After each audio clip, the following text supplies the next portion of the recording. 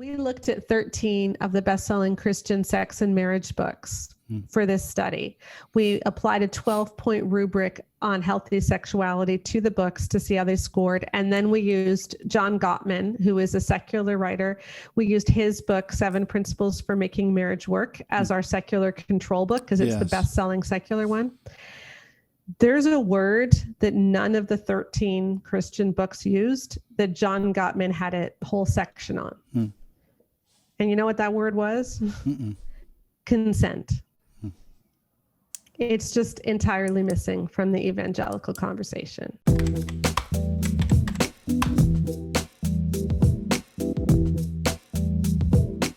Hello and welcome to The Naked Gospel, where we re-envision what it looks like to follow Jesus and to actually know his gospel, to know his gospel with our bodies and with our relationships, with our imaginations, and particularly with our sexuality. I'm your host, Shane O'Neill, and today we are joined by Sheila Gregoire.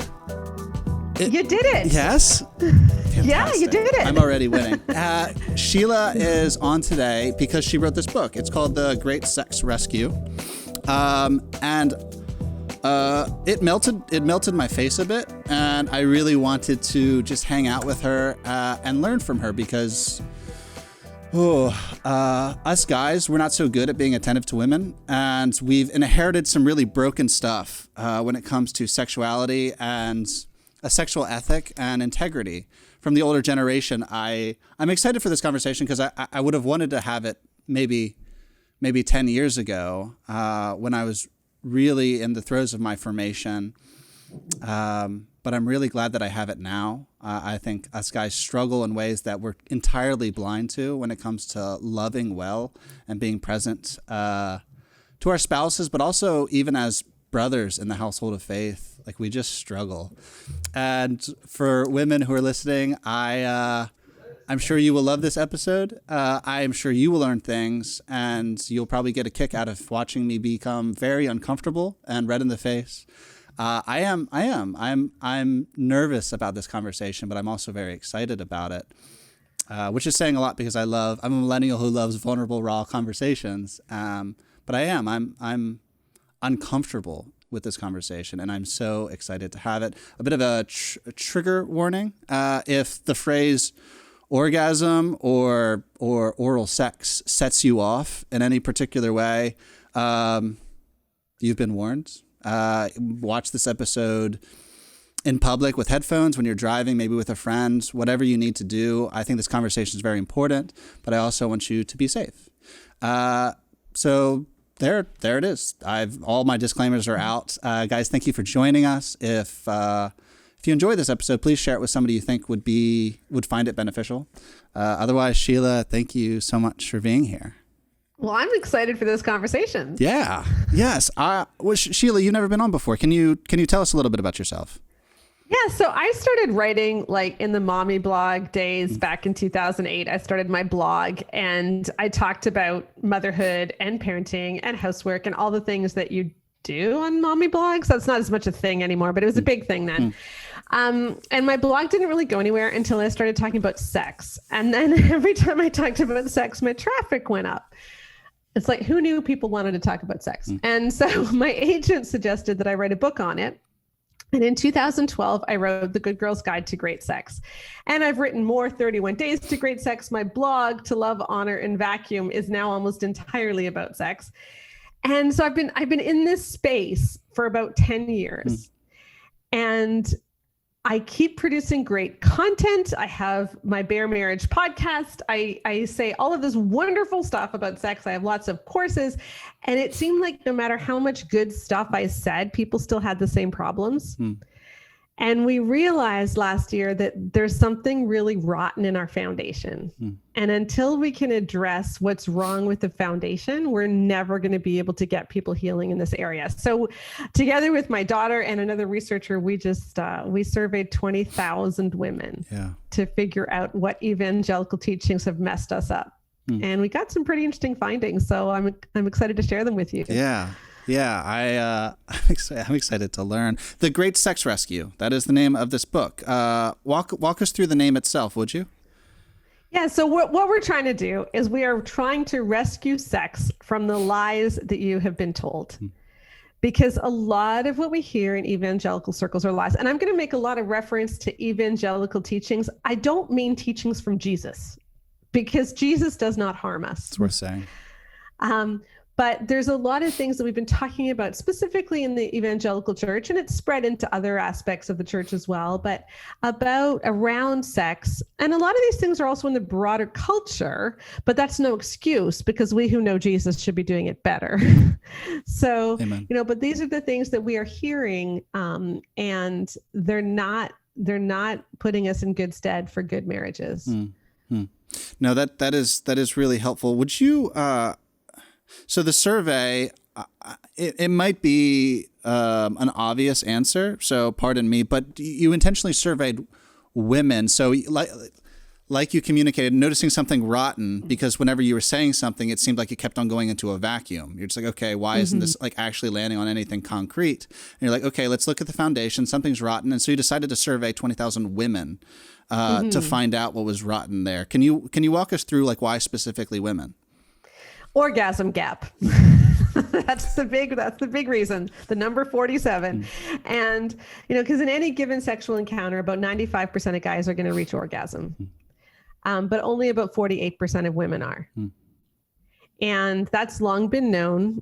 And some of that, I don't think we're ever going to completely close the gap for various reasons. Women are just far more complex, but it shouldn't be that big. And what we were trying to figure out is, when you look at marriages, the two most common problems are she doesn't enjoy sex, or it's not good for her, or she doesn't want sex. That doesn't mean there aren't marriages where he doesn't want sex, but I'm talking about the most common problems. Of course. And we thought if we can just get to the bottom of that, we can help an awful lot of marriages, because these are the two big problems. Yes. And so that's what we were looking at. Now, interestingly, we since have surveyed men. That's coming out in another book. But, cool. But this one is, I'm already excited. How many men? We only did 3,000. There's a reason which we might get to later. Okay. But I can tell you now, but with women in particular, we were trying to get to the bottom of something called vaginismus, which is primary sexual pain. Okay. And it's a condition where the muscles of the vaginal wall contract to the extent that penetration is really painful or difficult. And evangelical women suffer from this at twice the rate of the general population. Why?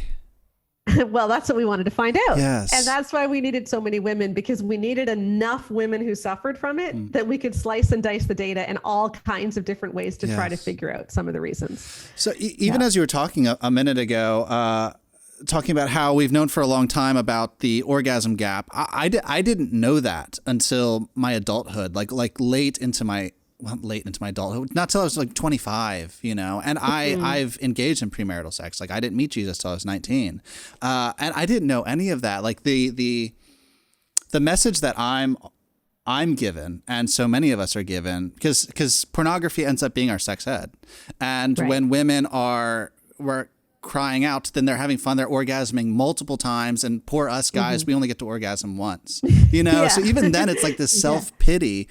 And it took, my sister has been very vulnerable with me about her relationship with her husband. They've both been very vulnerable with me about their disillusionment with sex, thinking that sex would save them, and all of a sudden it's painful, and no one told them it would be, like no one told her it would be painful, and those sorts of things. And like that just blew my world apart, because I was trained from pornography. Parents did everything right, for sure. They just didn't know that I had this really graphic teacher over on the side that I'd been learning under for a number of years. So all of this is really important. And even if experts know it, I think a conversation like this on a podcast is really important to have.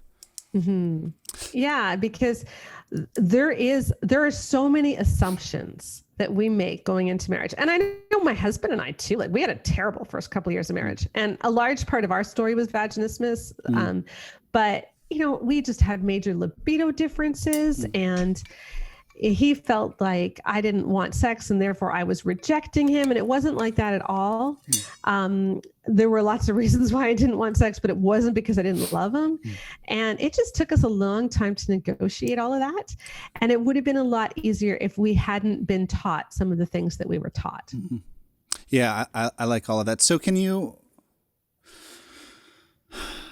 that's probably a good place to just put a pin in for the conversation and just kind of start charting out the conversation. So when it comes to the orgasm gap, we know it exists. You're telling us it exists, and that people have known about it for a long time. And so why exactly does it exist, and what does it look like to actually address it? I think addressing it might these are probably two really big questions. So even just starting with like, why does it exist? Why is it here, Sheila? A lot of the issue is that we see sex primarily from a male point of view. And I mean, you're a millennial, so you probably were not as inundated with all the evangelical books about marriage and sex that my generation was. But just as an example, Love and Respect says, if your husband is typical, he has a need that you don't have, addressed to women. His chapter on sex is entirely about how men need sex and women don't. You need to give him sex or else he's going to have an affair. Sex is all about a guy's physical release. And you need to sympathize with his struggle with lust if you expect him to understand your body image issues. Those are some pretty gnarly narratives. That is all he says about sex. There is nothing in there about how a woman can feel pleasure too. Nothing in there about a man's responsibility to make her feel pleasure. In fact, he has this really bizarre anecdote where a mother is talking to her daughter about sex and says to her daughter, why would you deprive him of something which makes him feel so good and takes so little time? And it's like, if you're trying to emphasize that sex should feel good for women, you would not be emphasizing its brevity above all else. Brevity and using that brevity to demean them, right? Exactly. Like that's a very demeaning thing to say. Like, come on, can't you just get on board, you know? Like, it's a simple thing, just do it already. Yeah. And then, these books also tell women, you shouldn't be ever saying no, because this is a need that he has. And that's what they all emphasize, is that this is a need that he has. And they don't tell women that you also do have a need. And I find this so funny because all of these books really yell at women for not wanting sex more. But if a woman grows up in church hearing over and over and over again, he has a need that you don't have. Do none of these people know about self-fulfilling prophecies? Like you tell someone their whole life, you don't actually need this. And then lo and behold, she gets married and she doesn't feel like she needs it. Well, yeah, because that's what you've told her. Yeah. I see. And then what happens is she doesn't expect to feel good. Because she doesn't need this. This is more for him. And so you have sex on your honeymoon. It feels kind of lousy. Maybe it hurts. You're not even sure what you're supposed to be doing. You don't know how to get aroused. You go from 0 to 60 in like 15 minutes, if that.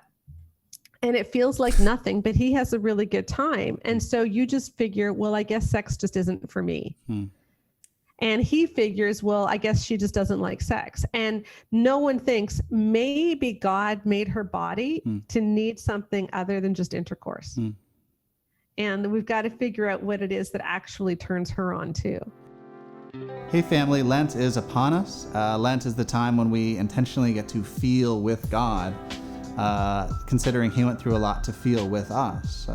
Lent is where we get to see the longings and the passion of Jesus, and him coming to step into our world as a co-sufferer, so he could extend compassion and empathy to us as we suffer. I spend a lot of time avoiding my emotions, my feelings, with stimulation, and Lent is always good for me, And it's always good news to know that there's a God who wants to feel with me as I hurt through life. So this Lent, I'm going to actually be reading this book. It's called The Proven Path by Joel Hesch. It's three stories. 3 different guys who are struggling with lust in 3 different ways.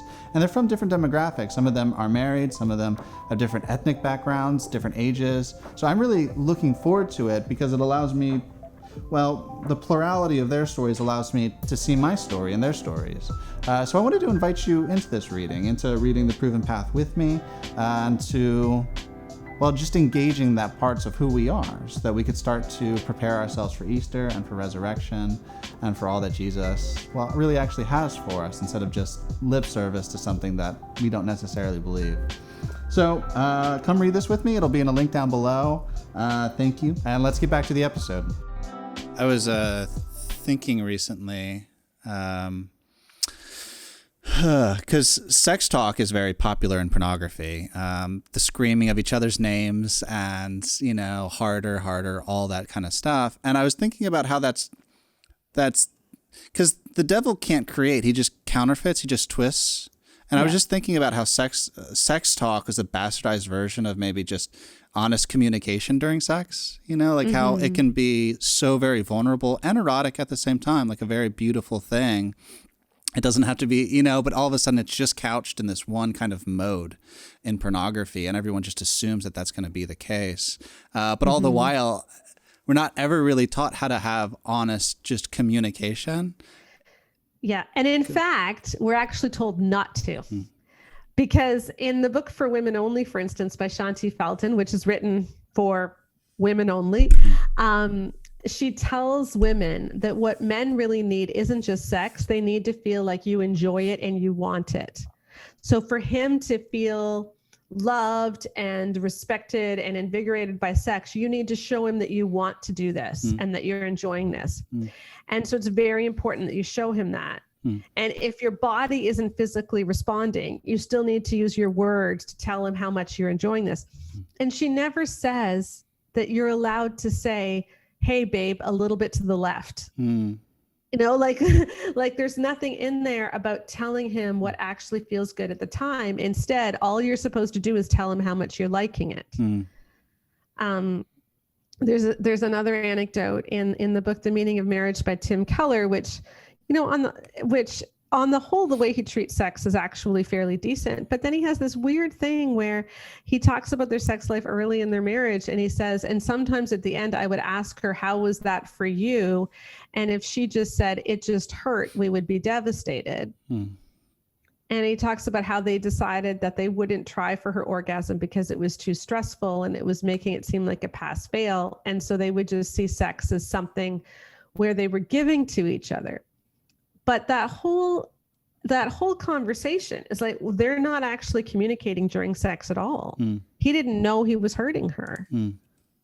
And she felt like she couldn't speak up. And then they decided, well, we're just not going to try to make her feel good at all. And this is actually quite normal for how these books treat sex. And so this is the teaching that we're getting in the evangelical church, that it's not about her pleasure, and it's not about, being just able to communicate, which is such a key thing, like you said. Yeah. This is it's a humbling conversation for me, and it's funny because it's I'm having a hard time asking questions without being graphic, and I appreciate this conversation. Well, I think what makes me uncomfortable is because I don't necessarily know what I'm allowed to ask, So this is good. It's a good thing. It's a good problem to have. I do wanna ask, are you finding any difficulty? Because I know you're writing about this stuff. You're a cultural observer, but then you're also doing research. And so those are two interesting things because the culture is shifting so very fast. Like the message of the baby boomers is going to be different than the Gen Xers with purity culture, and then whatever the heck we have today with like this pornified age. And I had read an article a little while ago. It's like Generation XXX. It's like what do we call this generation? Like Gen X, Gen Y. It's like Generation XXX. It's like, I like that actually. Yeah, it's very true. It's very sad. But I've a number of my male friends. And I mean, I write for a purity ministry, a sexual integrity ministry. And so I'm often facing stories of women who want to have sex, or trying to figure out how to explore their sexual identities. But for guys, all of a sudden they're getting married. Marriage isn't fixing their porn problems. And they're realizing that sex actually costs work. It'll actually require something of them. And they don't really want to have sex. Right. It's messy. She's needy. It requires energy. Maybe if I'm just autoerotic, all of a sudden it feels better. It's simpler, and I know what I like. And so I'm wondering, because that seems like a different kind of scenario. So because one of your chapters, golly, what was it called? Your spouse is not your methadone. Yes. Gosh, your chapter titles, yes, they melted me. I had issues with drugs when I was in high school, so I know what it's like to actually have to take methadone. So when I saw that, it just wrecked me a bit. But would you speak into that context a bit?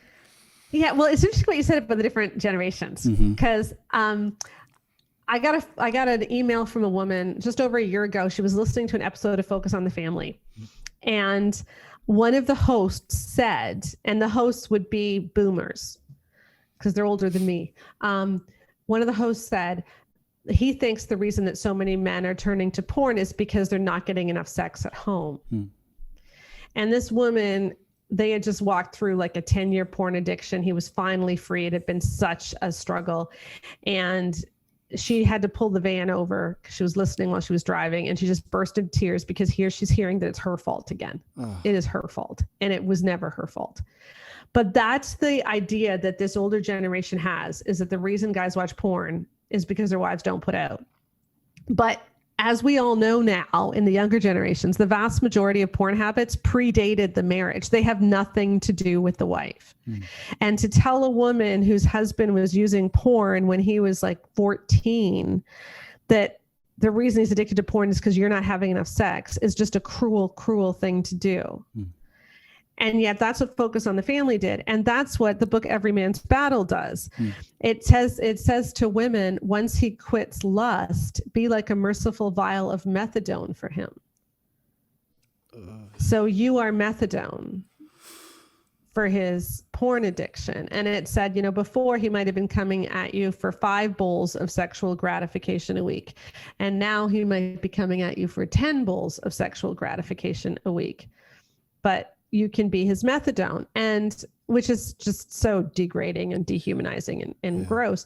But also it's a really strange analogy, because the whole point of methadone is that you take it as a substitute for what you really want. And so it's even telling women, your husband doesn't really want you. He wants this other thing, but he'll settle for you. It's a beat up metaphor. Yeah. Yeah. But this is the idea. And women who believe I need to have sex so that my husband won't watch porn, their orgasm rates go down, their ability to get aroused goes down. I believe that one affects sexual pain as well. Their trust in their husbands goes down. Marital satisfaction goes down. Like, it's just a terrible, terrible thing to tell a woman. And yet, this over and over again, women have been told, if you don't have sex with him every 72 hours, he'll be tempted and he'll go watch porn. And then it's your fault. Yeah. Yeah. And what they don't say, what is even worse, which is what you've just said too, is like, when guys watch porn, they actually don't want sex. Yeah. Like the rates of erectile dysfunction skyrocket. Yes. Libido drops because they tend to masturbate in the bathroom instead, and then they're not interested in you. Porn is easier. So it's not like he's watching porn because he's frustrated. He's turning to porn and then he doesn't want her. Yeah. And so she's actually the one who's frustrated. Yeah. And so for women to hear this, it's just doubly painful. Yeah. And it's a ridiculous message. Yeah. No, research is absolutely showing that pornography doesn't satisfy the libido. It replaces it. Yeah. It totally hijacks it altogether. And it hijacks sexual function. Like it's not just erectile dysfunction. Your rate of delayed ejaculation goes up as well. It slightly increases premature ejaculation. That one's more biologically based, but it does increase that as well. Like, it's just a bad, nasty thing. Yeah. Besides all the sex trafficking issues as well. Sure. Yeah. So, okay. So this is important. This is important because delayed ejaculation is something that men get from watching pornography. So we've turned sex into a sport, and the person who lasts the longest is the best. And then we justify it by saying, well, it takes them a while to women to orgasm anyways. So pornography is actually helping us. It's equipping us with the tools to be able to pleasure them by going longer.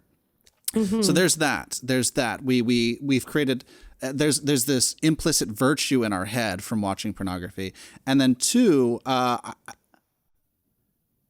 don't know what you said exactly, but the vaginal contraction, that issue, even guys hearing that, I mean, experiencing that, not hearing this, but experiencing that, could think like, wow, she's tight. Like this feels really good.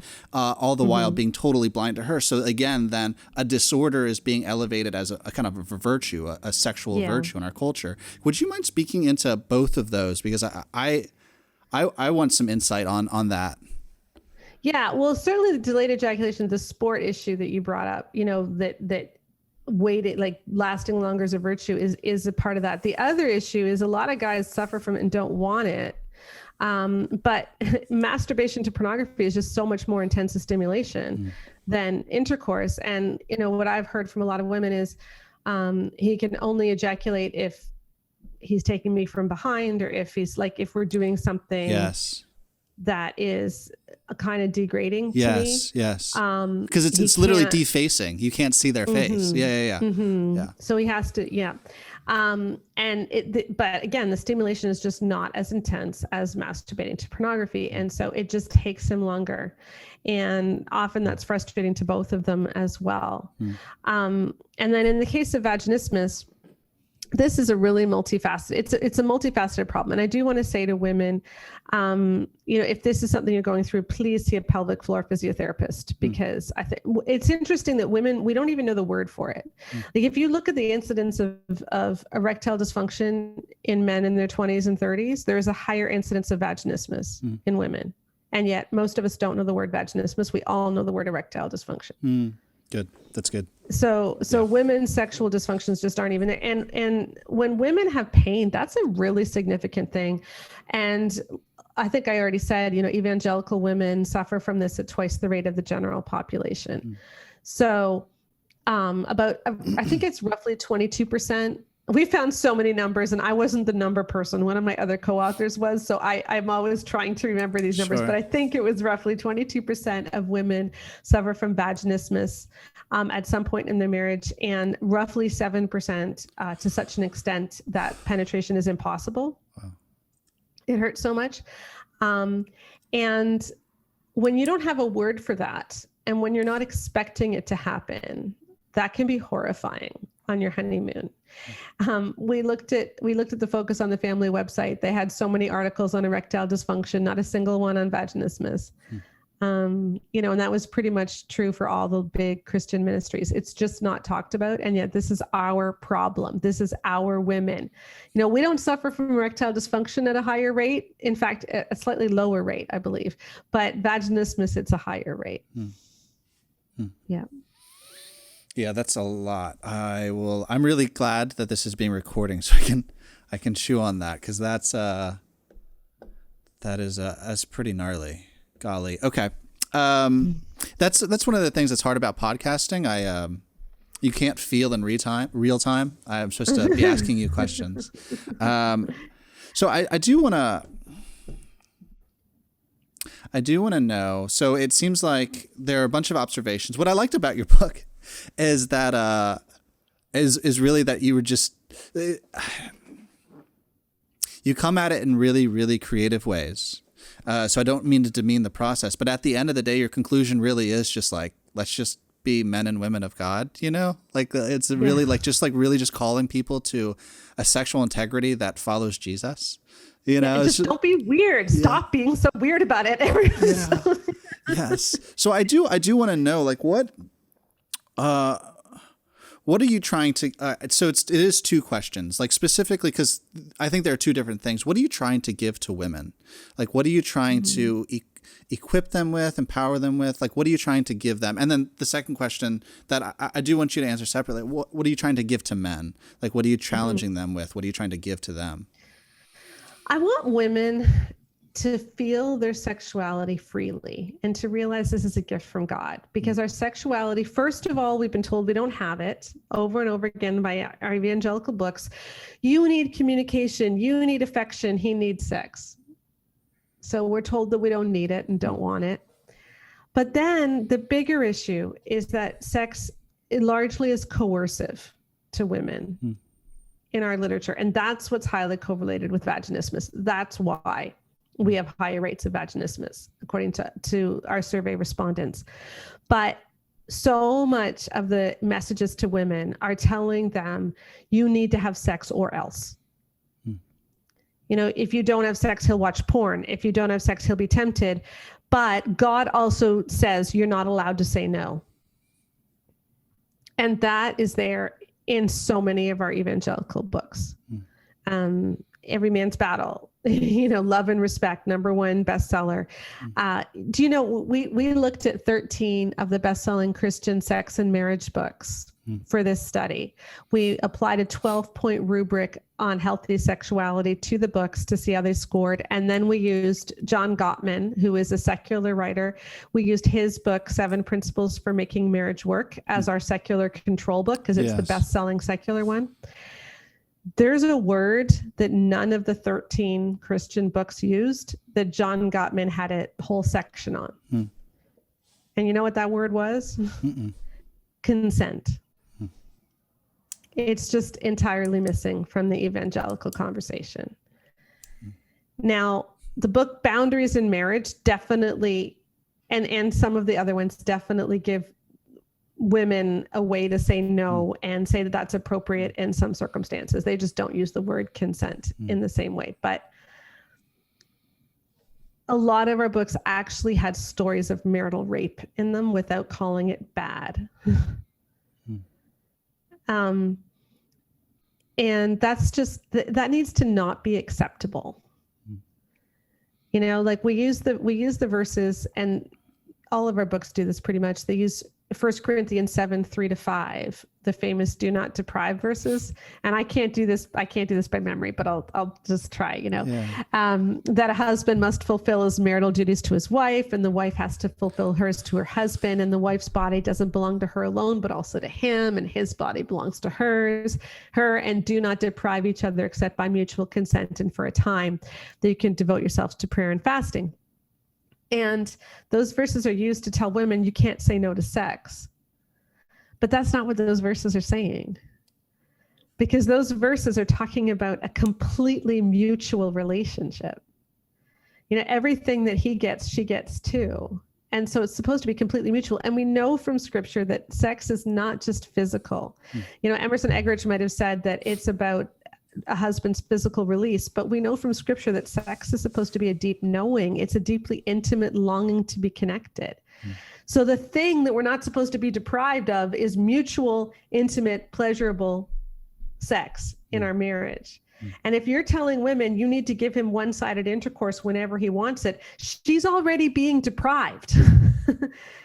Like, that's not an accurate interpretation of those verses. And yet those verses have been weaponized against women, so that we feel like we don't have a choice. And one of the things that I want people to know is that if somebody cannot truly say no, then there is no way for them to truly say yes. Oh, yeah. Yeah. Again, that feeling problem. That's what I've had for like a year and a half. It's been awful.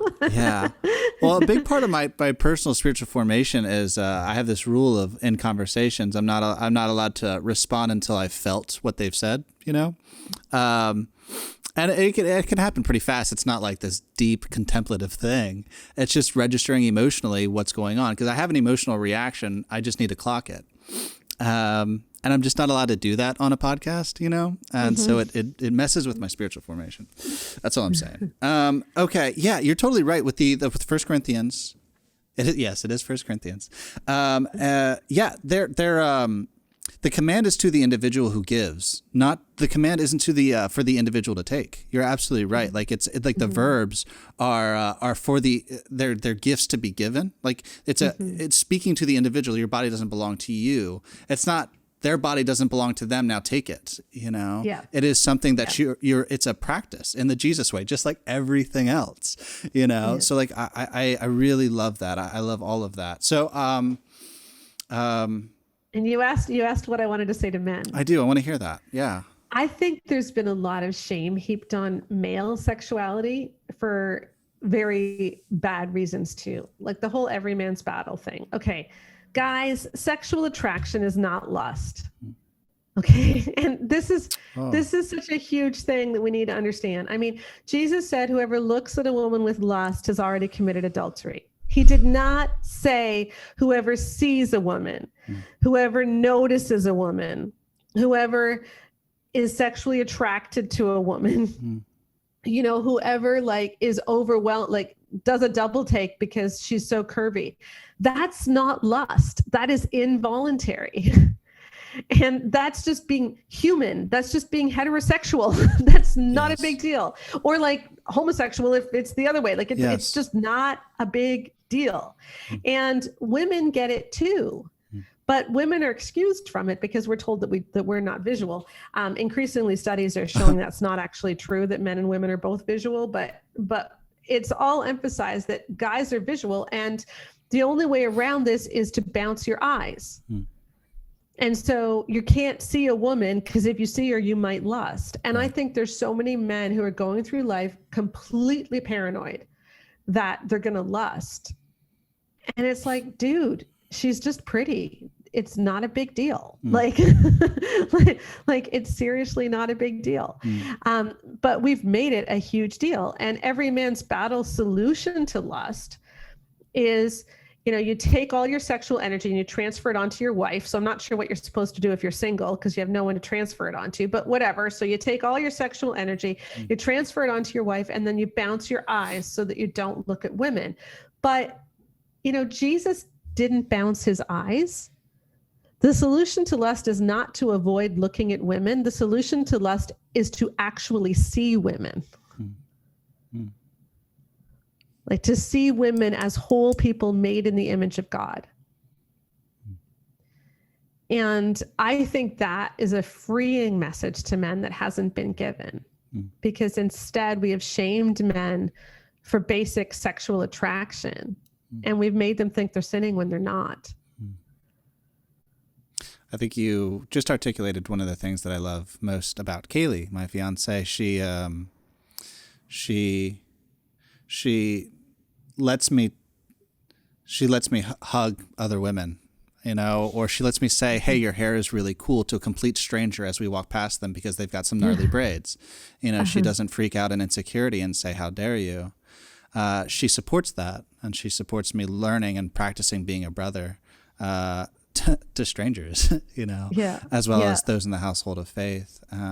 So yeah, thank you. That was really good, Sheila. Sheila, I guess the last big question. You've said several of them. Some of the beat up kind of values that we've been given in Christianity, particularly. We've taken good things and warped them into really ugly things. So much so that we have a kind of evil present in our churches that isn't present in the secular world. The devil's clever. He's so clever. But I'd like to go after that. So when it comes to, we've talked a lot about the beat up values that shouldn't actually be values in marriage. So what does it look like? What are wholesome kingdom values to have when it comes to a sexual relationship with your spouse? Yeah, I think it all just comes down to basic things, you know, serving each other, loving each other, supporting each other. And as we get closer in marriage, as like what we found is people who feel like my opinions matter to my spouse. You know, I feel like we make decisions together. Like the closer that you get intimately and emotionally, the more likely you are to physically respond. So just have that great marriage formation. Too often we try to separate these things. Like sex can't fix a bad marriage, and sex can't fix a porn addiction, and sex can't fix bad things, but sex grows out of growing your relationship, because that's the way that God made it. It's supposed to be the completion of everything that you feel and experience together. And then it becomes this big fireworks, passionate thing. And that's what I hope we can get to. And one of the things we try to do in the book is what we call rescuing and reframing. So we'll take what we're normally taught and we'll just show how to say the same thing in a safe, healthy, God-honoring way. So instead of saying all men struggle with lust, it's every man's battle, you just simply say, lots of people struggle with lust. Yeah. And often men more than women, but many women as well. Yeah. But it is not a battle that you can't win. And in the power of the Holy Spirit, you can defeat this. And the way that you defeat it is by treating people as whole people made in the image of God. Amen. You know, and that's not a weird thing. Like, that's just that's a God-honoring thing. Like, or instead of saying, what we often say to teenage girls, boys will push your sexual boundaries. So you need to be careful because they will push your sexual boundaries. That was a very destructive message. When girls were taught that in high school, it had really bad repercussions in their marriage. But instead of saying that, you can just simply say, you know, when you're in a makeout situation, it is natural to want to go further. Our sexual feelings are natural and they're God-given. So we need to be careful that we don't awaken love too early and that we set up boundaries for ourselves. And you need to always make sure that you honor your own boundaries, but especially that you honor the person's boundaries that you're with. And if someone doesn't honor your boundaries, that's a red flag that relationship is not safe. You know, that's like a simple, non-weird way of saying it. It is. And that's just what we need to start doing with a lot of these teachings, because we've taught about sex in such a fear way and in such an obligation way and in such a threatening way. And like sex is something that's scary to everybody. It's scary before you're married. It's scary once you are married. And we just need to get real and strip all this weird stuff away. Yeah, that's the huge pendulum. Either we don't talk about it or we indulge in it. By practice, like either it's so sacred we can't talk about it, or it's not sacred at all. I really love what you're doing, because you're like, nah, like we can talk about it, like we really can, and it is so sacred. It's so sacred. It's so sacred that we dare not leave it in a silent room by itself to fester. You know, that's how sacred it is. Sheila, you're awesome. I've loved all of this. This is what I'm going to do. In a few months after I get married in May, I'm going to peer pressure you to come back on and do a kind of like ask Sheila Gregoire, ask her anything. I would love to do that with you in the future. Sure. You don't have to commit to it at this point, but I'm going to try and do that. You know who you really might like on is my daughter, Rebecca, because she's hilarious. She's way funnier than I am. She's very snarky, and she knows this stuff inside and out too. And she's a great millennial. So, dude, I started watching one of your episodes this morning. Just more exposure to you, and you were both on. You were in your closet. You were recording in your closet, and you had like this wound on your face, on your forehead, and you guys are talking about sex during a woman's period, and I was like, oh my God, like what am I about to get myself into? But it was just wonderful. I loved all of it. So you are a gift. So we always ask our guests two things at the end. One, how can we be tracking with you? People like your thoughts. How can they track with you? And two, how can we be praying for you? Okay, well, you can find our podcast is called Bare Marriage. So very similar, but Bare Marriage. And it's anywhere you listen to podcasts, you'll find it. The blog is to love, honor, and vacuum.com. And I've got tons of posts about sex. I've got my orgasm course, my libido course. All of my books are there. And then the Great Sex Rescue, there's links there. But it's also anywhere you buy books. Great Sex Rescue. And it really is a groundbreaking book. It's the first, I like to call it the first non-weird Christian sex book. So I dig let's just get real about this. So I dig it a lot. And prayer? And prayer, you know, in this book, we are exposing the biggest names in evangelicalism as doing a really bad job. Yeah. And we've gotten pushback. The whole reason we wrote this book was because we got pushback from Focus on the Family when I took some concerns to them and they blew me off. And now we're getting even more. And so I think this is an important message, but the powers that be don't like it.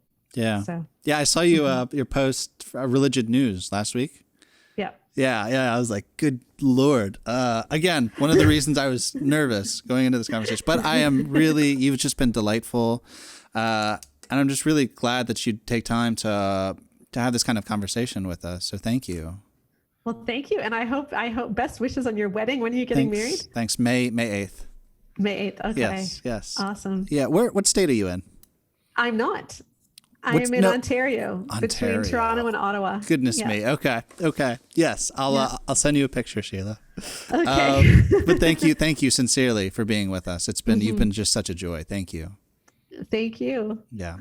Everyone, thank you for hanging with us through all of that. I have no idea what your reaction was, but if you're like me, I hope you feel very grateful that Sheila would be willing to have this kind of conversation with us. I think that a lot of millennials in particular are looking for older brothers and older sisters who are willing just to be candid with them. And that's what Sheila's been with us today. And I'm just so grateful that she's been willing to be just a big sister to us, to have this kind of conversation with us.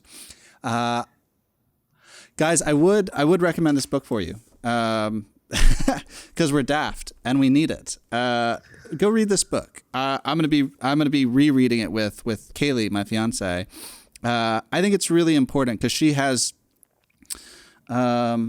this fear that so many women have in their heads that all guys only ever think about is maybe like sex, and because of porn has totally influenced our preferences. And just looking at that, because I need to know if that's true as well. And I think a book like this really explores how much we are influenced and how poorly we are at knowing and being known when it comes to the opposite sex. And women, I think this is just really important. I think this will dignify you in a really beautiful way.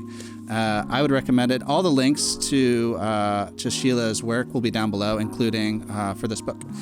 So thank you for joining us. Thank you for being with us. This is The Naked Gospel, and we will catch you guys next time. Bye.